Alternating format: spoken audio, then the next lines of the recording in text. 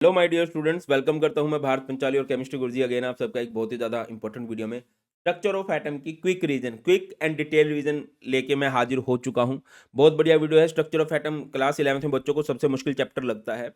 इसको पूरी थ्योरी को बहुत अच्छे से कवर करा दिया गया है। जो भी इंपॉर्टेंट है सब कुछ बहुत अच्छे से कराया है। आप इसको कर लेना और इंपॉर्टेंट क्वेश्चंस की प्रैक्टिस कर लेना, जिनकी वीडियो मैंने ऑलरेडी बना दी है।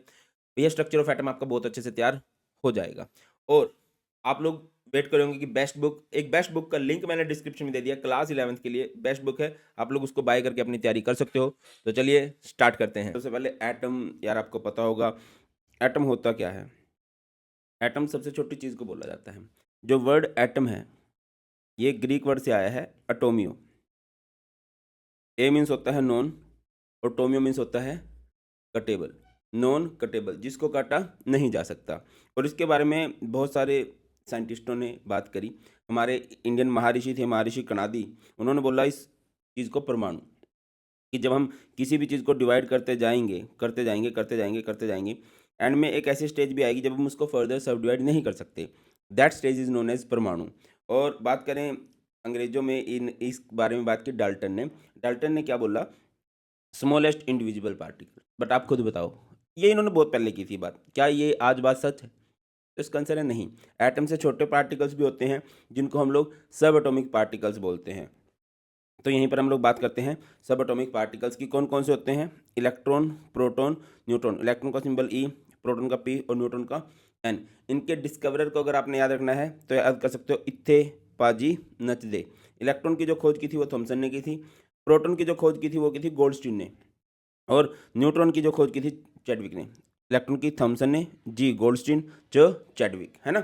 और कई जगह पर प्रोटॉन की डिस्कवरी का जो क्रेडिट है वो रदरफोर्ड को भी दिया जाता है। रदरफोर्ड ने वो गोल्ड फॉइल एक्सपेरिमेंट किया था। बात करते हैं चार्ज की। इलेक्ट्रॉन का चार्ज होता है -1.6 10 की पावर -19 कूलम। प्रोटॉन का चार्ज होता है +1.6 10 की पावर -19 कूलम। मास की बात करें तो इलेक्ट्रॉन सबसे कम मास का पार्टिकल होता है। इसका मास होता है 9.1 10 की पावर -31 kg। प्रोटॉन का मास होता है 1.6 10 की पावर -27 kg। और न्यूट्रॉन का मास होता है 1.6 10 की पावर -27 kg। एक्सपेरिमेंट की बात करें, इलेक्ट्रॉन की डिस्कवरी के लिए कैथोड रे एक्सपेरिमेंट किया गया था। प्रोटॉन की डिस्कवरी के लिए एनोड रे एक्सपेरिमेंट किया गया था। और न्यूट्रॉन की डिस्कवरी के लिए अल्फा पार्टिकल्स की बोmbardment करवाई गई थी। इस पर, बेरिलियम पर। ये एक्सपेरिमेंट थे। आगे बढ़ते हैं तो ये बात होगी कि हाँ सब एटॉमिक पार्टिकल्स हो गए। अब यहाँ पर तक पहुँचे कैसे? तो अलग अलग साइंटिस्टों ने एक्सपेरिमेंट किए। तो हमारे एक एटम के लिए डिस्कवरी की, एक्सपेरिमेंट किया थॉमसन भाई साहब ने, जिसको थॉमसन मॉडल ऑफ एटम बोलते हैं। और ये आप लोगों ने छोटी क्लासेज में पढ़ा भी हुआ है। 9th क्लास में पढ़ा था आप लोगों ने। इसको watermelon model of atom, plum pudding model of atom हम लोग बोलते हैं। कि हम मान के चलते हैं कि एटम जो है एक पॉजिटिव चार्ज का स्फेयर है। ठीक है, पॉजिटिव चार्ज वाला स्फेयर है और उसमें नेगेटिव चार्ज धंसा हुआ है, लाइक सीड्स इन वाटरमेलन। जैसे आपका जो एटम है वो वाटरमेलन है, ठीक है, वो रेड रेड सा होता है ना, और उसके अंदर सीड्स होते हैं ना, वो इलेक्ट्रॉन होते हैं। तो ये उन्होंने बोला इलेक्ट्रॉन्स आर यूनिफॉर्मली डिस्ट्रीब्यूटेड। इसमें नेगेटिवली चार्ज इलेक्ट्रॉन जो होते हैं वो हर जगह होते हैं। इसके बाद नेट पॉजिटिव चार्ज जो होता है वो इक्वल होता है नेट नेगेटिव चार्ज के। ऑल्सो नोन एज, क्या बोलेंगे इसको, watermelon model of atom and plum pudding model of atom भी बोल देते हैं। और खास बात क्या हुई बेटा, यहाँ से रेडियस ऑफ एटम का आइडिया हो गया। एटम का रेडियस कितना होता है? 10 की पावर -10 मीटर। ये बहुत छोटा होता है। बट और सरप्राइजिंगली न्यूक्लियस का रेडियस और छोटा होता है। चलते हैं रदरफोर्ड मॉडल ऑफ एटम की बात करते हैं। रदरफोर्ड ने कौन सा मॉडल किया था? गोल्ड फॉइल एक्सपेरिमेंट किया था, है ना। उन्होंने यहाँ पे गोल्ड फॉइल लिया था, यहाँ पे एक जिंक ब्लेंडे की स्क्रीन लगा दी थी। ये फोटोग्राफिक प्लेट होती है, जिंक ब्लेंडे की स्क्रीन होती है। इस पर क्या होता है कि जब भी कोई चीज़ टकराती है ना तो ग्लो करती है। तो इस पर अगर छोटी सी भी कोई चीज़ टकराएगी तो ये ग्लो करने वाली थी। यहाँ पे उन्होंने अल्फा पार्टिकल लिए। अल्फा पार्टिकल क्या होते हैं? हाई मास वाले पॉजिटिव पार्टिकल्स होते हैं। अल्फा पे पॉजिटिव चार्ज होता है, ठीक है। और यहाँ से उन्होंने पास कराया लेड प्लेट में से सीधा। उन्होंने बहुत सारी चीज़ें ऑब्जर्व की। क्या ऑब्जर्व किया? उन्होंने माना कि यार देखो, एटम अगर स्फेरिकल है तो वो देख रहे हैं कि मोस्टली जो रेज थी वो हमारी सीधी पास हो रही थी। एक आध रे ने डिफ्लेक्शन भी शो किया स्मॉल एंगल्स पे। और बहुत कम रे ऐसी होती थी जो बाउंस बैक मारती थी। बहुत कम रे ऐसी होती थी जो बाउंस बैक मारती थी। देखो ये हो गया। तो उन्होंने क्या देखा भाई, most of the alpha particles pass through the foil without deflection या अनडिफ्लेक्टेड। अगला, small fraction of alpha particle was deflected by small angle. बहुत कम पार्टिकल ऐसे होते थे जिन्होंने डिफ्लेक्शन शो किया और वो भी स्मॉल एंगल्स पे। अगला a very alpha few, very few word आना था, अ वेरी फ्यू,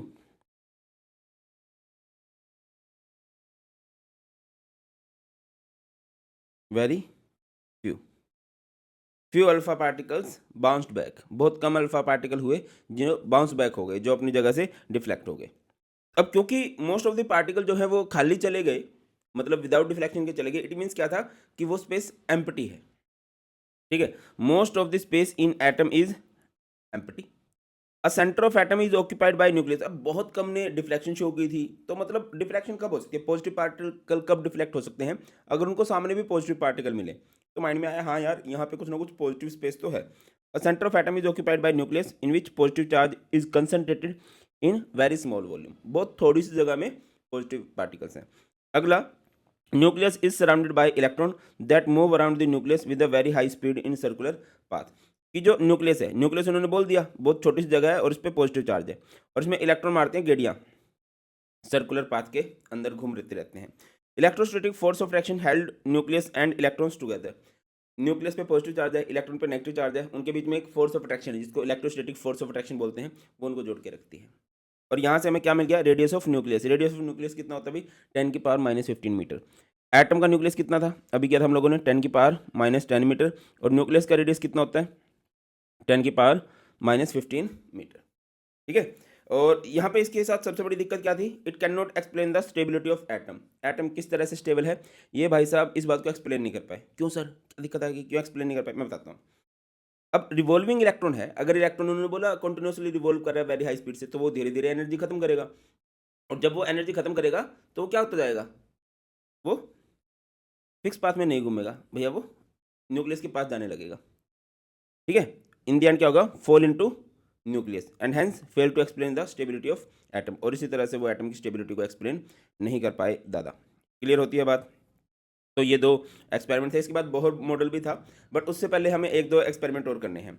आगे मूव करते हैं। बेटा एटम का सिंबल अगर कभी आप एक्स मान लो, एटम का सिंबल अगर कभी आप एक्स मान लो, याद रखो A to Z, ऊपर की तरफ हुआ करता है एटॉमिक मास और नीचे की तरफ हुआ करता है एटॉमिक नंबर।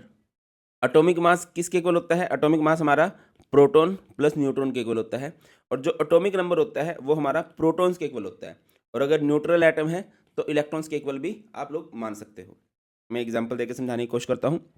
जैसे कि मेरे पास है सोडियम, वेरी बैड, हाँ जी हमारे पास है बेटा जी सोडियम।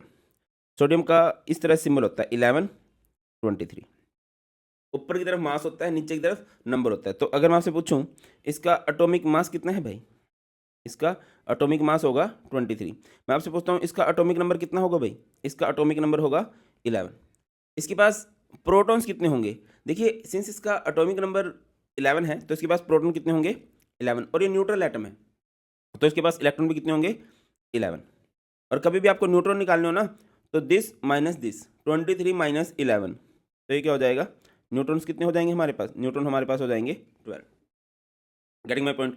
इसके अलावा अगर मैं इस पर मान के चलो पॉजिटिव चार्ज डाल दूँ, चार्ज का फर्क सिर्फ इलेक्ट्रॉन पे पड़ता है। पॉजिटिव चार्ज ज़्यादा होने का मतलब है प्रोटॉन ज़्यादा हो गए इलेक्ट्रॉन कम हो गए। आप सिर्फ इलेक्ट्रॉन के रिस्पेक्ट में देखना, पॉजिटिव चार्ज ज़्यादा होना, प्रोटॉन ज़्यादा इलेक्ट्रॉन कम, यानी कि एक इलेक्ट्रॉन को कम कर दो तो ये हो गया 10। आई नहीं बात समझ में। जैसे कि मेरे पास सल्फर है, सल्फर होता है 1836, नहीं गलत हो गया, सल्फर का होता है 1632। अब अगर मैं इस सिंबल को देख के आपको बोलूँ बताओ यार दो तीन बातें मुझे, तो आप क्या बोल दोगे कि सर ऊपर की तरफ तो इसका एटॉमिक मास है, एटॉमिक मास कितना है भाई इसका, इसका एटॉमिक मास होगा 32। इसका एटॉमिक नंबर कितना होगा भाई, इसका एटॉमिक नंबर होगा 16। इसके पास प्रोटॉन्स कितने होंगे, जितना एटॉमिक नंबर होता है उतने ही प्रोटॉन 16। इसका इलेक्ट्रॉन्स कितने होंगे क्योंकि न्यूट्रल एटम है तो 16, और न्यूट्रॉन्स कितने होंगे, mass minus number 32 minus 16 that is 16, ये सिंपल। बट अगर मैं इसके ऊपर चार्ज डाल दूँ तो मान लो मैंने इस पर 2 नेगेटिव चार्ज डाल दिया, नेगेटिव चार्ज बढ़ने का मतलब है इलेक्ट्रॉन्स बढ़ गए हैं, कितने इलेक्ट्रॉन ज़्यादा हो गए हैं +2, तो ये हो जाएगा 18। अच्छा इसके बाद बेसिक बेसिक सी टर्म्स हैं जैसे कि आइसोटोप्स। आइसोटोप्स का मतलब क्या होता है, same atomic number but different atomic mass. जैसे वैसे हर एक एलिमेंट के आइसोटोप्स होते हैं। हाइड्रोजन बहुत फेमस एग्जांपल है। अगर आप हाइड्रोजन को देखो 3 बेटे हैं, प्रोटियम ड्यूटेरियम ट्रीटियम, एक का मास है 1, एक का मास है 2 और एक का मास है 3। आइसोटोन किसे कहते हैं? Different atomic number but same number of neutrons. इन सब के पास अगर आप देखो 14-6 8 न्यूट्रॉन, 15-7 8 न्यूट्रॉन, 16-8 8 न्यूट्रॉन। नेक्स्ट होता है आइसोबार्स। बार्स बार्स का मतलब होता है मास, जिसका मास सेम हो, है ना, same mass but different atomic number. अगर आप इन दोनों को देखो, एटॉमिक नंबर 18 20 अलग अलग है बट मास नंबर इनका सेम है 40 40। नेक्स्ट एक बहुत इंपॉर्टेंट टॉपिक आता है हमारे पास, इलेक्ट्रोमैग्नेटिक रेडिएशन। मैक्सवेल भाई साहब ने क्या बोला? Energy is emitted continuously from any source in the form of radiation. कि कोई भी अगर सोर्स है, अगर उसमें से एनर्जी निकलती है ना, वो निकलती है in the form of radiation, in the form of waves, traveling in wave form and associated with electric field and magnetic field oscillating perpendicular to each other and to the direction of radiation। मैं आपको एक simple फंडा समझाता हूँ। उन्होंने क्या बोला? कोई भी अगर सोर्स है, उसमें से जो एनर्जी निकलेगी वो रेज की फॉर्म में निकलेगी, वेव की फॉर्म में निकलेगी। और ये जो वेव होती हैं ये एसोसिएट होती हैं इलेक्ट्रिक फील्ड के साथ भी, मैग्नेटिक फील्ड के साथ भी। मतलब इलेक्ट्रिक वेव भी है, मैग्नेटिक वेव भी है। और इलेक्ट्रिक वेव मैग्नेटिक वेव दोनों की खास बात क्या होती है? ये दोनों एक दूसरे के परपेंडिकुलर होती हैं। अगर इलेक्ट्रिक वेव चल रही है एक मेंढक की तरह, मेंढक फुदकता है ना ऐसे ऐसे पानी की लहर की तरह, तो जो मैग्नेटिक वेव होंगी ना वो ऐसे चलेंगी सांप की तरह। ठीक है, इस तरह से समझ लीजिए, ऐसे ऐसे। वो सुना है ना ये वाला फंडा, ये इलेक्ट्रिक वेव ऐसे ऐसे चल रही है तो मैग्नेटिक वेव ऐसे ऐसे करके चलती हैं, परपेंडिकुलर होती हैं। और ये परपेंडिकुलर होती हैं to the direction of propagation. ये तीनों ही एक दूसरे के साथ 90 डिग्री का एंगल बना रहे होते हैं। ये है direction of propagation. Electric wave चलेंगी ऐसे, ये है डायरेक्शन ऑफ प्रोपागेशन, आपकी तरफ आ रही वेव, है ना। इलेक्ट्रिक फील्ड इस तरह से आएगी और जो मैग्नेटिक वेव है वो हमारी इस तरह से आएंगी। ओ मैग्नेटिक वेव तो गिर गई, सॉरी। इस तरह से यह है direction of propagation. Electric wave इस तरह से आएंगी, मैग्नेटिक वेव हमारी इस तरह से आएंगी, है ना। तो हर एक में आपस में कौन सा एंगल बन रहा होगा भैया? 90 डिग्री का एंगल बन रहा होगा। एंड सो सेट बात कुछ नहीं हुई। हाँ जी, इनके बारे में एक दो खास बात होती है। They travel in vacuum, do not require any medium for propagation. इनको ट्रैवल करने के लिए, प्रोपगेट करने के लिए किसी मीडियम की रिक्वायरमेंट नहीं होती। और खास बात क्या है? दे travel with the velocity of light. किस स्पीड से चलती हैं? With the velocity of light. Light की वेलोसिटी कितनी होती है ये कमेंट सेक्शन में बता देना, या फिर थोड़ी देर में आपको समझ में आ ही जाएगी। अब वेव के थोड़े कैरेक्टरिस्टिक्स पढ़ लेते हैं। वेव आपको पता है इस तरह से होती है ना। सबसे पहली बात, वेवलेंथ क्या होती है? अच्छा, इसको क्या बोलते हैं? ये जो ऊपर का हिस्सा होता है इसे बोलते हैं क्रस्ट, और इसको बोलते हैं ट्रफ। जब एक क्रस्ट और एक ट्रफ पूरा हो जाता है इसको एक वेव हम लोग बोल देते हैं। तो वेवलेंथ क्या होती है? Distance between two consecutive crust और ट्रफ। दो लगातार क्रस्ट हैं उनके बीच का डिस्टेंस, या दो लगातार ट्रफ हैं उनके बीच का डिस्टेंस क्या कहलाता है? वेव कहलाता है। 1 आंगस्ट्रॉम किसके इक्वल होगा? 10 की पावर -10 मीटर के। 1 नैनोमीटर किसके इक्वल होगा? 10 की पावर -9 मीटर के। 1 पिकोमीटर किसके इक्वल होता है? 10 की पावर -12 मीटर के। यूनिट वेवलेंथ की मीटर में लेनी है, बट जनरली हमें बहुत छोटी यूनिट दी गई होती है, तो उनको आप कन्वर्ट करना सीख जाना। फ्रीक्वेंसी क्या होती है? Number of waves passing through a point in 1 second. एक सेकंड में एक पॉइंट से कितनी वेव पास हो जाती हैं। जैसे यहाँ पे समझना, ये हमारे पास वेव्स हैं, है ना, इधर ये हमारे पास दूसरी वेव्स हैं। अब मैं आपसे पूछूं कि वेवलेंथ किसकी ज़्यादा है? वेवलेंथ तो समझते हो ना, ऑब्वियसली केस 1 में ज़्यादा है, केस 2 में वेवलेंथ कम है। फ्रीक्वेंसी किसकी ज़्यादा है? नंबर ऑफ वेव्स कहाँ पे ज़्यादा पास हो रही है? ऑब्वियसली सेकंड केस में। क्लियर है? आगे मूव करते हैं। नेक्स्ट अभी हमारे पास ये क्या हो गई? नेक्स्ट हमारे पास है बेटा velocity, distance travelled by wave in 1 second. एक सेकंड में वेव कितना डिस्टेंस ट्रेवल करती है उसी को हम लोग वेलोसिटी बोलते हैं। और वेलोसिटी ऑफ लाइट कितनी होती है? 3 × 10 की पावर 8 मीटर पर सेकेंड। वेव नंबर क्या होता है? Number of wave per unit length. एक गिवन लेंथ के अंदर कितनी वेव्स हैं, है ना। तो वेव नंबर कब ज़्यादा होगा? जब वेव लेंथ छोटी होगी। तो वेव नंबर को, न्यू बार को हम लोग 1/λ से दिखाते हैं। इसकी यूनिट होती है मीटर इनवर्स। और फ्रीक्वेंसी की यूनिट होती है सेकंड इनवर्स। एक होता है टाइम पीरियड, है ना, टाइम पीरियड। तो टाइम पीरियड क्या होता है? Time required for the completion of 1 cycle या 1 वेव। एक साइकिल को कंप्लीट होने में, एक वेव को पास होने में कितना टाइम लग रहा है, उसको हम लोग क्या बोल देते हैं? टाइम पीरियड बोल देते हैं।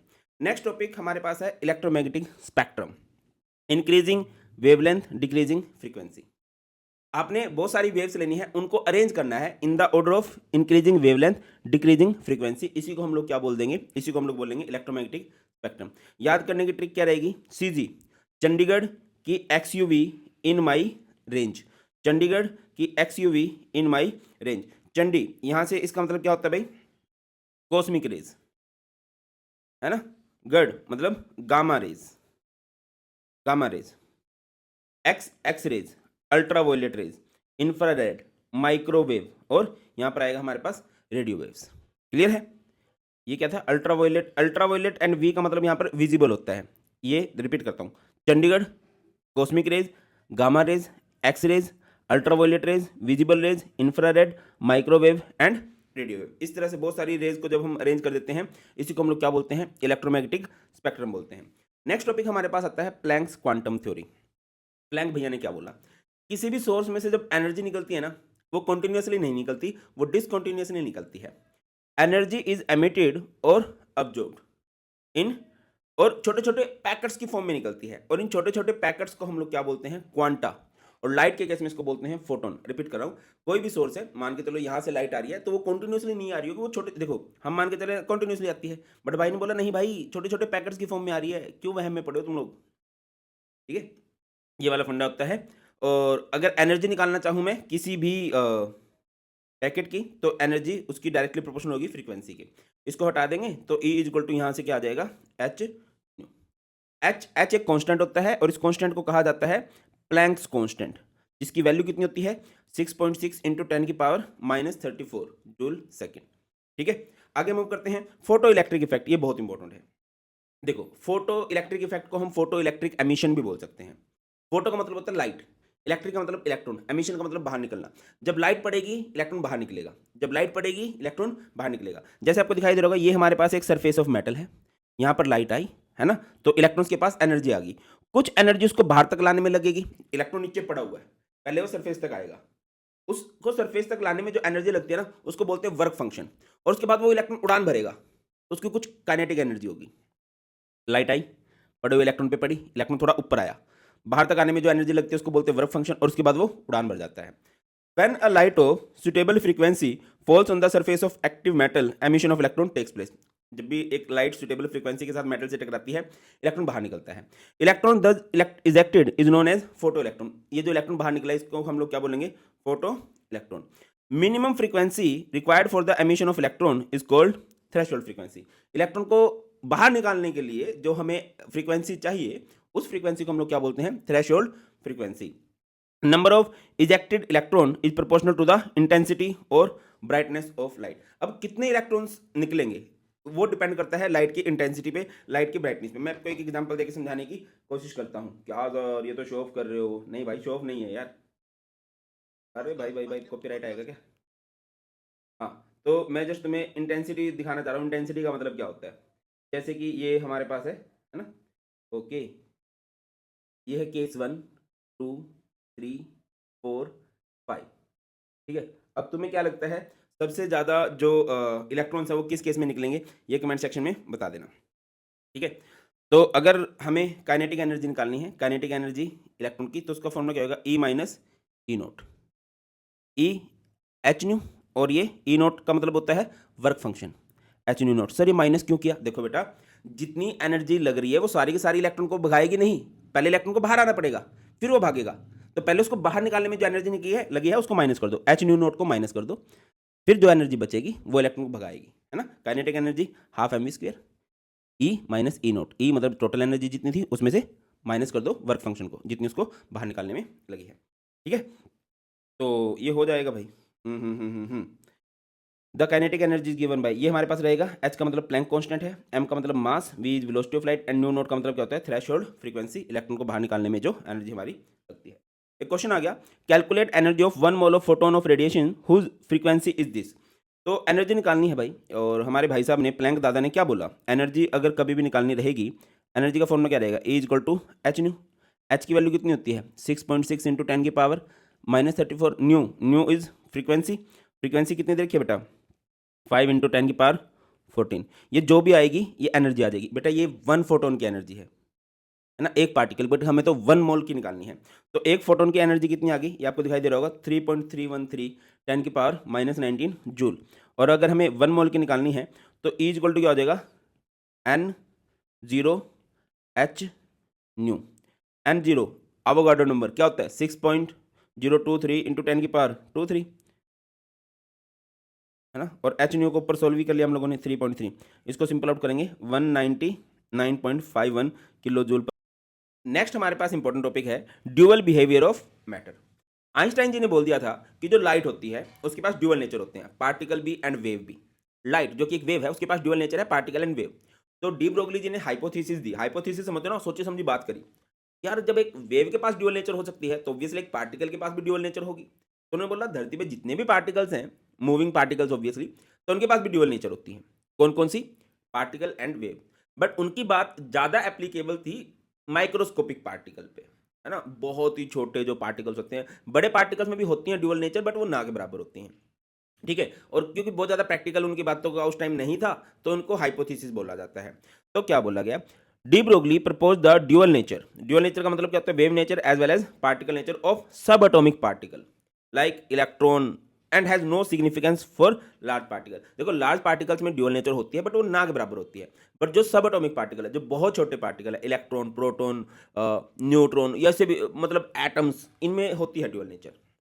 इनके पास पार्टिकल नेचर भी होगी, वेव नेचर भी होगी। अब अगर मैं एनर्जी निकालूं तो एनर्जी के दो फॉर्मूला हमारे पास होते हैं। एक तो फॉर्मूला कौन सा होता है भाई? E इज इक्वल टू हमारे पास होता है बेटा, E is equal to H nu. E is equal to H nu, ये किसने बोला था? प्लैंक्स क्वांटम थ्योरी ने, है ना। It's your equation number 1।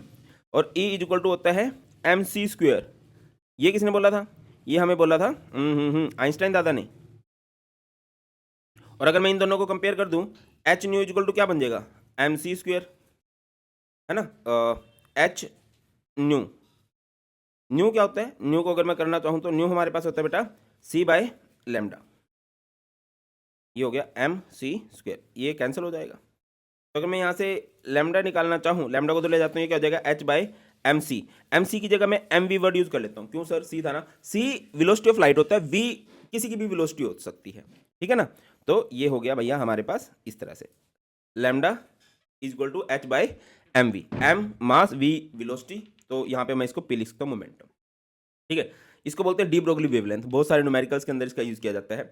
Lambda wavelength होता है, एच हमारे पास होता है Planck's constant, M mass of particle, V velocity, and P का मतलब होता है momentum.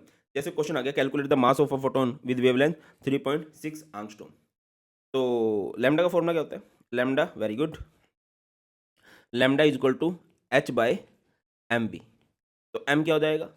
M H by lambda P. H का मतलब प्लैंक कांस्टेंट कितनी वैल्यू होती है? 6.6 10 की power -34। Lambda, lambda is wavelength, wavelength दे रखी है 3.6 आंगस्ट्रोम। आंगस्ट्रोम को लिखना चाहूँ तो 10 की पावर -10। वी, वी यहाँ पर फोटोन, फोटोन लाइट के लिए यूज किया जाता है। तो वेलोसिटी ऑफ लाइट पुट कर दोगे 3 × 10 की पावर 8। जब आप इसको सिंपल आउट करोगे भैया तो हमारे पास आंसर आ जाएगा। आंसर कितना आ जाएगा? 6.135 × 10 की पावर -29 किलोग्राम। आगे मूव करते हैं, हिजनबर्ग अनसर्टेनिटी प्रिंसिपल। उन्होंने क्या बोला कि अगर कोई पार्टिकल मूव कर रहा है ना, विद वेरी हाई स्पीड, तो उसकी दो बातें आप लोग नहीं बता सकते। क्या नहीं बता सकते? दोनों, मतलब दोनों बातें एग्जैक्टली नहीं बता सकते, कुछ ना कुछ अनसर्टेनिटी रहेगी। क्या नहीं बता सकते भैया? आप नहीं बता सकते उसकी एग्जैक्ट स्पीड या वेलोसिटी, या फिर उसकी एग्जैक्ट पोजीशन। ये दोनों बातें आप लोग नहीं बता सकते हो विद हाई एक्यूरेसी। देखो, थोड़ा सा जूम इन इसको कर देते हैं तो दैट की थोड़ी सी हिलाए। हिजनबर्ग ने क्या बोला? It is impossible to determine the exact position and exact momentum of an electron. ये हर एक के लिए था। मान के चलो एक स्कूटी बड़ी तेज भाग रही है, ठीक है, तो हम क्या कर लें? उसकी फोटो खींच लेंगी, फोटो खींच लेंगे, उसकी पोजीशन तो पता चल जाएगी इस टाइम ये इस जगह पे है, बट स्पीड नहीं पता चलेगी। और स्पीड अगर पता कर ले हम लोग स्पीडोमीटर से, तो कहाँ पे पहुंच गई ये नहीं पता चलेगा। मतलब बहुत हाई स्पीड की बात हो रही है यहाँ पे। ये चलो स्कूटी वूटी तो ये क्या है, 100 150 200 किलोमीटर से चल जाएगी, 300 400 से तो भगवान को प्यारे हो सकते हैं। बट यहाँ पर बहुत लाखों किलोमीटर पर सेकंड की बात हो रही है। उस स्पीड से अगर कोई पार्टिकल चलेगा तो कैसे उसकी एग्जैक्ट स्पीड, एग्जैक्ट पोजीशन का हमें पता चलेगा? यही लिखा गया है, it is impossible to determine the exact position and exact momentum of an electron या of a sub atomic particle. तो हो जाएगा delta X into delta P is H by 4 pi, ठीक है। और पी का मतलब आपको पता ही है, अभी करके आए थे, मोमेंटम। मोमेंटम पी क्या होता है? P is mass into velocity. अब मास तो पार्टिकल का आई थिंक सेम ही रहेगा, ये तो कम नहीं होगा, वेलोसिटी कम ज़्यादा हो सकती है, ये आ जाएगा एम डेल्टा पी। तो यहाँ से अगर मैं फॉर्मूले को सिंप्लीफाई करूँ तो डेल्टा पी की जगह एम डेल्टा वी रख दिया, डेल्टा वी को रख देते हैं, ये अपन में आ जाएगा, ठीक है, ये है ना। तो यहाँ से आपको हर एक चीज़ का मतलब पता होना चाहिए। डेल्टा एक्स का मतलब होता है अनसर्टेनिटी इन पोजीशन, डेल्टा पी का मतलब होता है uncertainty in momentum. Delta we का मतलब होता है, क्या मतलब होता है डेल्टा वी का? डेल्टा वी का मतलब होता है अनसर्टेनिटी इन वेलोसिटी।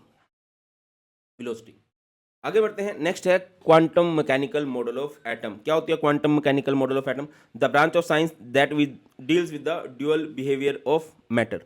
और यहाँ पर एक बहुत ही बढ़िया इक्वेशन आई भाई, जिसे बोलते हैं श्रोडिंगर वेव इक्वेशन। जो श्रोडिंगर वेव इक्वेशन थी, सॉरी फॉर बैकग्राउंड नॉइस बेटा, श्रोडिंगर वेव इक्वेशन क्या थी भाई?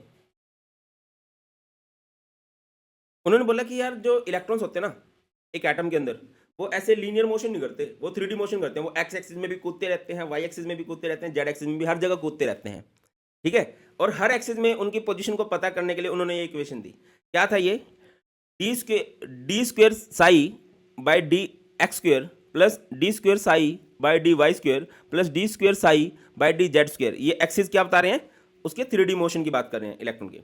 Plus 8 pi square by M H square E minus V psi is equal to 0। भैया ये फॉर्मूला है, थोड़ा सा याद कर लेना। D square psi by D X square plus D square psi by D Y square D square psi by D Z square plus 8 pi square M by H square E minus V psi is equal to 0 होता है। यहाँ पे साई हमें क्या बताता है? साई एक wave function है। A wave function of space coordinate X Y and Z represent the amplitude of electron wave. Wave function का कोई फिजिकल मीनिंग नहीं होता। साई स्क्वायर हमें क्या बताता है? Represent probability of finding an electron. Sai square का मतलब क्या होता है? Probability of finding an electron at a point. Orbital किसे कहते हैं भाई? ऑर्बिटल पता होना चाहिए बच्चों को। Region in space in which there is high probability of finding electron, कि ये न्यूक्लियस है। न्यूक्लियस के अराउंड में कौन सी वो जगह है जहां पर इलेक्ट्रॉन के मिलने की प्रोबेबिलिटी सबसे ज्यादा है, उसको हम लोग ऑर्बिटल बोलते हैं। नोड्स क्या बोलते हैं? Zero probability of finding electron. Orbital जहां पे इलेक्ट्रॉन के मिलने की प्रोबेबिलिटी सबसे ज्यादा है, और नोड्स क्या होते हैं? जहां पर इलेक्ट्रॉन्स के मिलने की प्रोबेबिलिटी बिल्कुल खत्म है। साई का कोई फिजिकल मीनिंग नहीं होता। साई स्क्वायर हमें क्या बताता है? Probability density of finding an electron at a point. अब बात करते हैं, बहुत ही इंपॉर्टेंट टॉपिक है यार, बहुत ज्यादा, क्वांटम नंबर। इससे रिलेटेड श्योरली क्वेश्चन बनते हैं। एक बार इसको थोड़ा सा डिटेल में देखते हैं, फिर इसको सिंपल वे में देखेंगे और फिर इसके क्वेश्चंस की भी प्रैक्टिस करेंगे कि होता क्या है। क्वांटम नंबर क्या होता है? Set of 4 numbers which give complete postal address of an electron. एक इलेक्ट्रॉन के बारे में कंप्लीट इंफॉर्मेशन हमें प्रोवाइड करता है क्वांटम नंबर। 4 तरह के क्वांटम नंबर होते हैं। कौन कौन से? Principal quantum number, azimuthal quantum number, magnetic quantum number and spin quantum number. Principal quantum number हमें क्या बताता है? It denotes main energy shell, मतलब ये हमें शेल के बारे में बताता है, ठीक है। अब शेल के बारे में सब कुछ, उसकी साइज, उसकी एनर्जी, सब कुछ, उसमें कितने इलेक्ट्रॉन जा सकते हैं, ए टू जेड सब बातें बता देगा। Determine the size and energy of shell. अब शेल आपको पता होगा कौन कौन सी होती थी? के एल एम एन, है ना। और नंबर इसका 1 2 3 होगा। मैक्सिमम इलेक्ट्रॉन एक शेल में कितने जा सकते हैं? 2n²। ये तो आप लोगों ने छोटी क्लासेस में भी पढ़ लिया होगा। और अगर आपको कभी एंगुलर मोमेंटम निकालना हो तो पता होगा एंगुलर मोमेंटम कितना होता है। यहाँ पे ये होता है भैया mv/r is equal to NH/2π। ये कहाँ पर था? ये भी हमारे पास था बोहर वाले atom, Bohr model of atom के अंदर था, है ना। आगे मूव करते हैं। ये तो हो गया प्रिंसिपल क्वांटम नंबर। उसके बाद आता है एजीमुथल क्वांटम नंबर।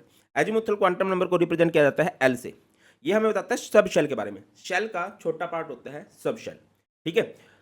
ये क्या बताएगा हमें? Shape of orbital. और इसकी अगर वैल्यू निकालनी हो, किसी भी सब शेल की वैल्यू निकालनी हो, तो वो होगी, अगर एल की वैल्यू कभी भी निकालनी है तो ये होने वाली है 0 से लेकर n-1 तक। सर बात समझ में नहीं आई। मान के चलो कहीं पर n की वैल्यू है 2, n की वैल्यू मैं मान लेता हूं 2 है, तो l की वैल्यू क्या होगी? 0 से n-1, यानी कि 0 होगी 1 होगी। मान लो n की वैल्यू 3 है, तो l की वैल्यू क्या होगी? 0 to n-1, यानी कि 0 1 2। मान के चलो n की वैल्यू है 5, तो l की वैल्यू क्या होगी? 0 to n-1, यानी कि 0 1 2 3 4। इस तरह से बात होती है। 0 स्टार्ट करनी है और n-1 तक आपको जाना होता है। अच्छा, अब अगर L 0 है, इसका मतलब क्या होता है? L 0 का मतलब है यहाँ पर सब शेल है S। अगर L 0 है S, 1 है P, 2 है D, 3 है F, 4 है तो G, 5 है तो H, 6 है तो इस तरह से I, J, K, L, M, N, इस तरह से। अगर आपको ऑर्बिटल निकालने हो कभी भी एक सब शेल से, अगर आपको ऑर्बिटल निकालने हैं तो इसका फॉर्मूला होता है 2l+1। वैसे तो अभी थोड़ी देर में डिटेल में भी समझ में आ ही जाएगा। 2l+1, जो भी l का नंबर उसको डबल कर दो से एक ज़्यादा। जैसे कि इधर l हमारे पास 0 है, तो इसके अंदर कितने होगा? 2l, 2 0 + 1 1। अगर मान के चलो l की वैल्यू 5 है, 2l+1, 2 5 10+1, ये आ जाएगा। ठीक है। अगर मैं एंगुलर मोमेंटम की बात करूं, किसकी भाई, एक ऑर्बिटल के अंदर, वो किसके बारे में बता रहा था, ऑर्बिट के अंदर। ऑर्बिटल के अंदर एंगुलर मोमेंटम क्या होगा, root L into L plus one into में एच बाय टू पाई। अगर मैं एनर्जी की बात करूं, हर एक देखिए, जैसे ऑर्बिट्स की एनर्जी क्या होती है, के से ज़्यादा एनर्जी होगी एल की, एल से ज़्यादा एनर्जी होगी एम की, एम से ज़्यादा एनर्जी होगी एन की। इसी तरह से अगर मैं सब शेल की एनर्जी की बात करूं, एस से ज़्यादा एनर्जी होगी पी की, पी से ज़्यादा एनर्जी होगी डी की, फिर एफ की, इस तरह से एनर्जी होती है। इसके बाद होता है मैग्नेटिक क्वांटम नंबर। ये हमें किसके बारे में बताता है, ऑर्बिटल्स के बारे में। देखो, जो प्रिंसिपल क्वांटम नंबर है एन है, वो हमें बताता है शेल के बारे में। जो एजीमुथल क्वांटम नंबर है वो हमें बताता है सब शेल के बारे में। जो मैग्नेटिक क्वांटम नंबर है ये हमें बताता है ऑर्बिटल्स के बारे में। ठीक है, तो इसकी वैल्यू क्या होगी, माइनस एल से लेकर प्लस एल तक। जैसे एल की वैल्यू जीरो है तो एम की वैल्यू जीरो हो जाएगी। एल की वैल्यू अगर वन है, minus L two plus L जाना है, minus one zero plus one. L की वैल्यू टू है तो एम की वैल्यू क्या होगी, minus two minus one zero plus one plus to. ठीक है, अगर एल की वैल्यू थ्री है तो minus three minus two minus one zero plus one plus two plus three, इस तरह से होता है।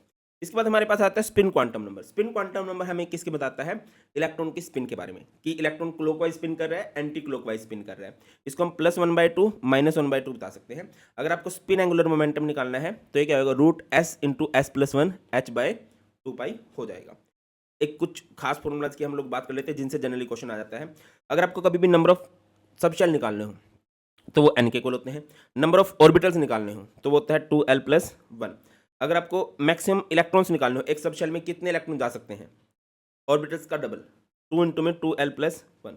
एक ऑर्बिटल, नंबर ऑफ ऑर्बिटल्स कितने हो सकते हैं, एन स्क्वायर। ठीक है, और इलेक्ट्रॉन कितने जा सकते हैं, टू एन स्क्वायर। ये बहुत बेसिक सी बात है, बहुत बेसिक सी बात है, इसको एक बार रिवाइज कर लेना। अब एक बार मैं तुम्हें एक चीज़ कराता हूँ, मैं एक बार सारे ना इनको सम कर देता हूँ कि क्वांटम नंबर क्या थे। चार क्वांटम नंबर है, प्रिंसिपल, एजीमुथल, मैग्नेटिक, स्पिन। ये किसके बारे में बताता है भैया, हमें ये बताता है हमें शेल के बारे में। ये हमें किसके बारे में बताता है, सब शेल के बारे में। ये हमें किसके बारे में बताता है, ऑर्बिटल के बारे में।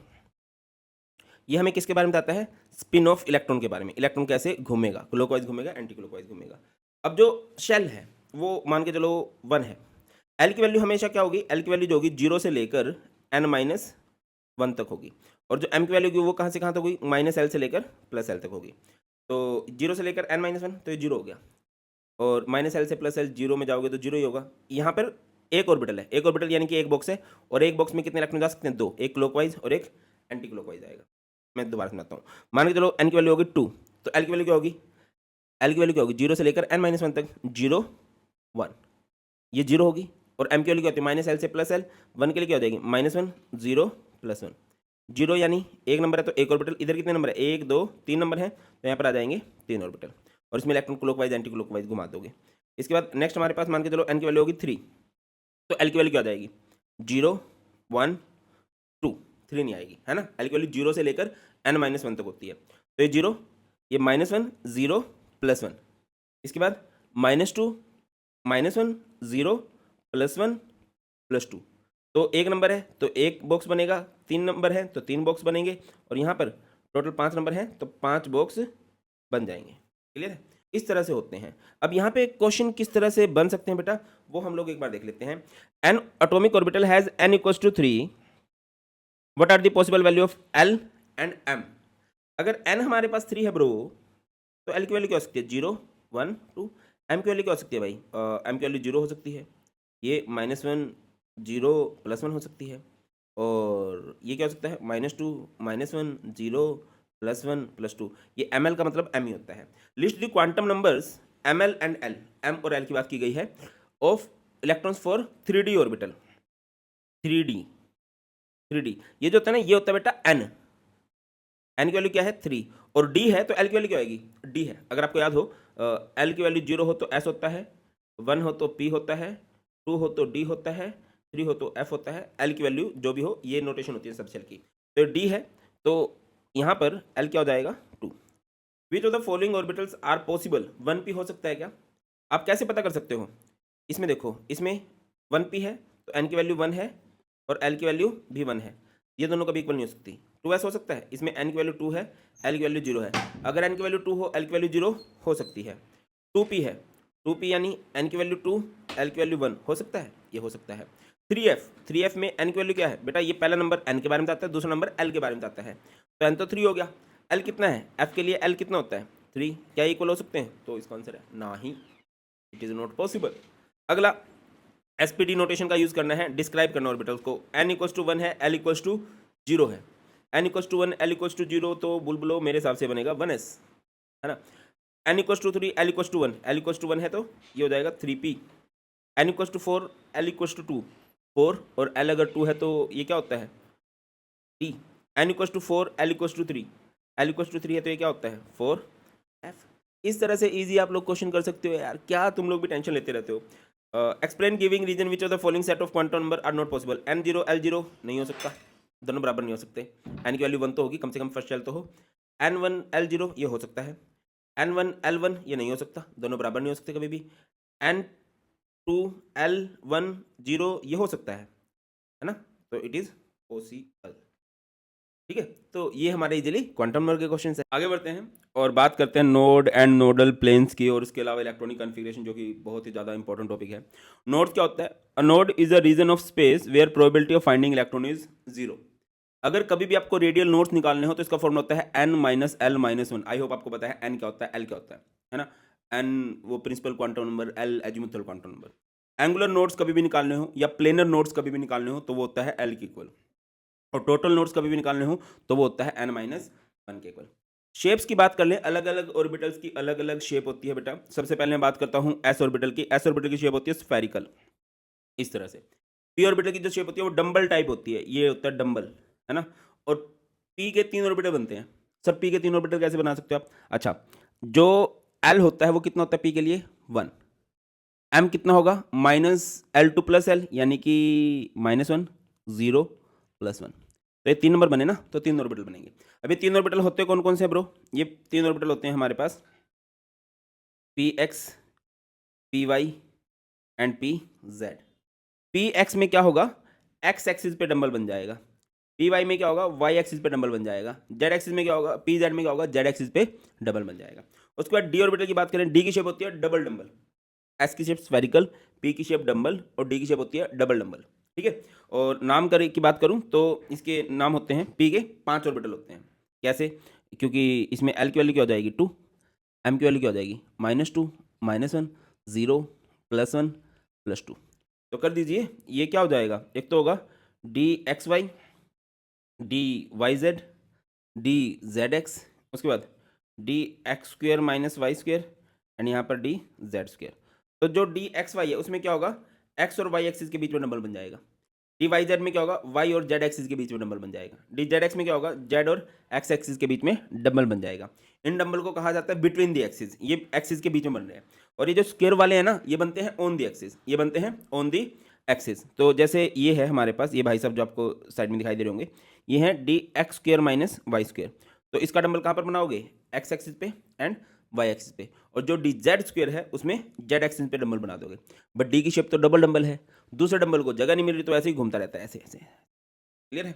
इस तरह से आगे मूव करते हैं। एनर्जीज ऑफ ऑर्बिटल, अलग अलग ऑर्बिटल की अगर आपको एनर्जी कंपेयर करनी हो, आपको पता करना है किसकी एनर्जी ज़्यादा है किसकी एनर्जी कम है, तो बेटा यहाँ पर हमारे पास आता है बोहर बरी रूल।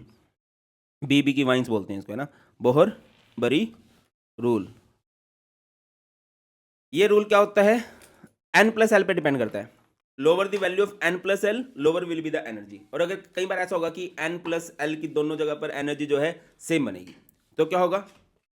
एन प्लस एल की दोनों जगह, दो केसेस में एनर्जी सेम हो सकती है, 3 केसेस में एनर्जी सेम होती है, तो उसमें आप एन को देखोगे। अगर वहां पर एन की वैल्यू कम है तो एनर्जी भी लोअर है। सर जी समझ में नहीं आई जी, दोबारा बता दीजिए। अच्छा देखो बेटा, मैंने आपको बोला कि एल की वैल्यू होती है ना, एल की वैल्यू क्या हो सकती है? 0, 1, 2, 3 कुछ भी, तो ये होगा एस पी डी एफ। अच्छा मैंने आपको बोला कि 1s और 2s की एनर्जी कंपेयर करो। ये होता है n पहले वाला, ये होता है l, ये हो जाएगा 1 + 0, ये हो जाएगा 2 + 0, ये s l 0 होता है। तो इसकी एनर्जी 1 है, इसकी एनर्जी 2 है, तो किसकी एनर्जी ज़्यादा है भाई? 2। मैंने आपको बोला 4s और 3p की एनर्जी कंपेयर कर लो। n + l यानी कि 4 + 0, s 0 होता है ना, और 3p की एनर्जी क्या हो जाएगी? 3 + 1, तो इसकी एनर्जी 4 आ गई, इसकी एनर्जी भी 4 आ गई। अब इस केस में जब दोनों की एनर्जी बराबर हो जाए तो किसकी एनर्जी कम है? जिसकी n की वैल्यू कम है, जिसकी n की वैल्यू कम है। तो यहाँ पर n की वैल्यू कम इस केस में है, तो इसकी एनर्जी ज़्यादा हो जाएगी। क्लियर है? तो इस तरह से एनर्जी पता चलती है। उसके बाद हमारे पास filling of orbital in an atom, तो अलग अलग रूल है। इसका सबसे बड़ा रूल होता है अबाउ प्रिंसिपल, है ना, इलेक्ट्रॉनिक कन्फिग्रेशन के लिए। इसके बाद देखेंगे ट्रिक रहेगी स्वामी स्वामी, प्यारे स्वामी प्यारे स्वामी, डैशिंग प्यारे स्वामी डैशिंग प्यारे स्वामी, फुल डैशिंग प्यारे स्वामी फुल डैशिंग प्यारे स्वामी। एस को आपने फर्स्ट से स्टार्ट कर दिया 1 2 3 4 5 6 7 8 इस तरह से। पी जो आपका सेकंड रो से आ रहा है तो पी की नंबरिंग आप 2 से स्टार्ट करोगे, 2p 3p 4p 5p 6p 7p। जो डी है आपका थर्ड रो से आ रहा है 3d 4d 5d 6d।